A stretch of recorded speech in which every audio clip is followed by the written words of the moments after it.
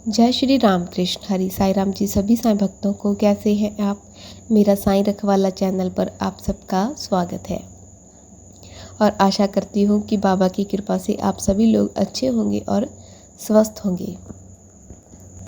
साईं संदेश। बेटा, एक सवाल पूछूं? तुम मुझे कितना मानते हो, सिर्फ नाम से या हर सांस के साथ?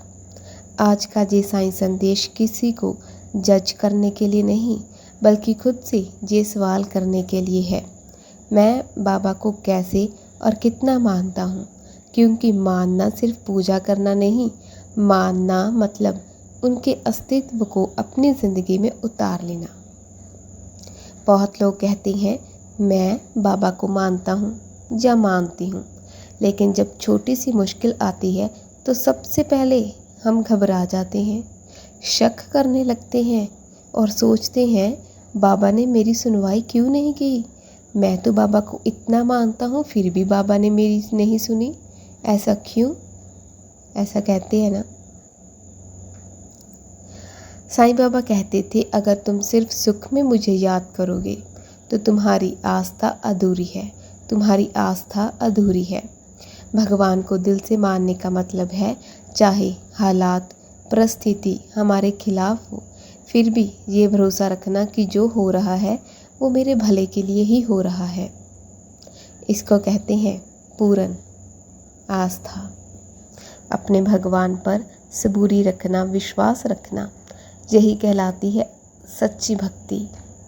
ये नहीं कि जब सुख आए तो हाँ भूल जाओ, और जब दुख आए तो बाबा आपने ऐसा क्यों कहा, बाबा आपने ऐसा क्यों किया मेरे साथ।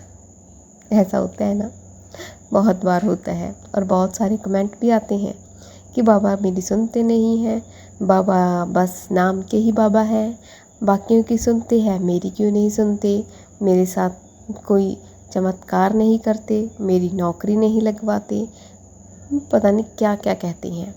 उन सब से मैं ये बात पूछना चाहती हूँ कि आप सिर्फ इतना ही मानते हैं बाबा को? बाबा ने आज तक आपकी लाइफ में कभी चमत्कार नहीं किए क्या? ज़रा सोच कर बताना कि जब से आप बाबा को मानने लगे हो, क्या बाबा ने आपके साथ एक भी चमत्कार नहीं किया? कमेंट बॉक्स में ज़रूर बताना।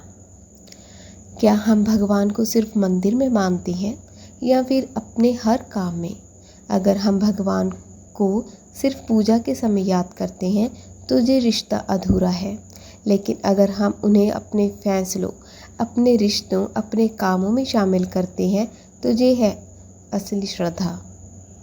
शिरडी में एक दुकानदार था जो हर सौदा करने से पहले मन में बाबा को याद करता था, बाबा जी सही है या नहीं। लोग हंसते थे, लेकिन सालों बाद वही दुकानदार ईमानदारी और खुशियों का उदाहरण बन गया। पहले पहले लोग उनका मजाक उड़ाते थे कि ये कैसा बंदा है, हर बात पर पहले यही पूछता है कि बाबा जी सही है या नहीं। और देखो आज उस दुकानदार को देखकर हर लोग कहते हैं, उदाहरण देते हैं कि ऐसा भक्त होना चाहिए। अगर भक्त हो तो ऐसा होना चाहिए, वरना नहीं। परीक्षा के समय का भरोसा। सच्ची आस्था की पहचान मुसीबत के समय में होती है, जब बीमारी घेर ले, जब घर में क्लेश हो, जब नौकरी चली जाए। क्या तब भी हम उतनी ही मजबूती से कहते हैं मेरे बाबा मेरे साथ हैं? क्या ऐसा कह पाते हैं? बताना ज़रूर। एक महिला भक्त थी, रोज़ बाबा से प्रार्थना करती थी कि उसका बेटा ठीक हो जाए, लेकिन बेटा कई महीनों से बीमार रहा। लेकिन लोग बोले तू इतना मानती है बाबा को, फिर भी बाबा ने तेरी सुनी नहीं, और फिर भी तुम्हारे बाबा तुम्हारी बात सुन नहीं रहे, तो फिर क्यों मानती है? छोड़ देना बाबा को और अपने मंदिर से उनकी मूर्ति को हटा दे। उनके घर वालों ने भी उन्हें बहुत सारे ताने दिए कि तुम्हारे बाबा नहीं सुन रही, तुम्हारा बेटा अभी भी बीमार है, तो चल किसी और के पास जाते हैं। लेकिन उस महिला ने बोला नहीं, मैं बाबा को इसलिए नहीं मानती कि वो मेरी हर इच्छा पूरी करे, मैं इसलिए मानती हूँ क्योंकि वो मुझसे कभी दूर नहीं जाते। कुछ समय बाद लोग उन्हें बुरा भला बोलते तो रहे, लेकिन कुछ महीने बाद उनका लड़का ठीक हो गया और सब लोगों को वो जवाब देने लगी कि देखा, मैंने अपने बाबा पर विश्वास रखा था तो बाबा ने मेरा बेटा ठीक कर दिया। आप बाबा को कितना मानती हो? भरोसा आधा नहीं होता, या तो पूरा होता है या फिर नहीं होता। साईं बाबा कहते थे, अगर तुम मुझ पर 100 में से 99% भरोसा करोगे तो वो 1% का शक तुम्हें मुझसे दूर कर देगा। तो सवाल है, क्या हमारा विश्वास 100% है? क्या हम उतना ही मानते हैं जितना बच्चा अपनी माँ को मानता है, या फिर हमारी आस्था शर्तों पर टिकी है? आप सबके पास इसका जवाब तो ज़रूर देना। भगवान को कैसे माने? उन्हें दोस्त बनाकर उनसे वैसे ही बात करो जैसे अपने सबसे करीबी दोस्त से करते हो। हर छोटी चीज़ में शामिल करो, सिर्फ बड़े फैसलों में नहीं, रोज़मर्रा के पलों में भी बाबा को शामिल करो, जैसे उस दुकानदार ने किया था। और जो है उसके लिए शुक्रिया कहना सीखो। मेहनत और विश्वास दोनों साथ में करो। अगर तुम मुझे हर सांस में याद रखोगे तो तुम्हें अलग से प्रार्थना करने की ज़रूरत नहीं पड़ेगी। तुम्हारा पूरा जीवन ही प्रार्थना बन जाएगा। बेटा, मुझे मानने का मतलब है मुझ पर वैसे भरोसा करना जैसे मछली पानी पर करती है, जिसके बिना वो जी नहीं पाती। तो तुम भी मुझे चाहे मंदिर में खोजो चाहे अपने दिल में, मैं तेरे साथ हूँ।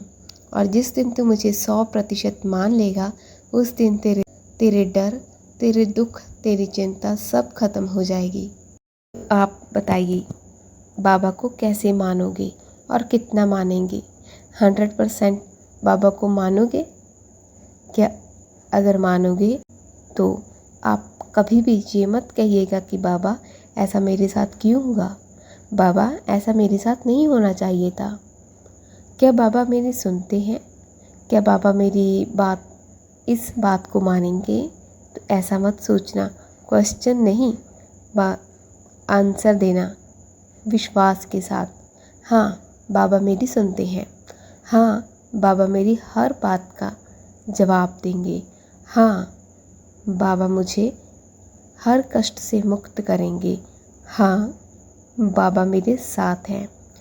हाँ, बाबा मेरी हर बात सुनते हैं। बस इस विश्वास के साथ ही रहिएगा। देखना, आप में पॉजिटिविटी रहेगी और आप हर सुख में, हर दुख में बाबा को अपने साथ पाएंगे। इस बात की गौर करना कि बाबा आपके साथ है, हमेशा रहेंगे। वो आपसे दूर नहीं है और ना ही कभी दूर होंगे। बस आप बाबा को मानो और बाबा को जानो। आज की वीडियो में बस इतना ही। मिलते हैं किसी और नेक्स्ट वीडियो के साथ। तब तक के लिए अपना और अपनों का ख्याल रखिएगा और बाबा को 100% मानिएगा। जय साईं राम।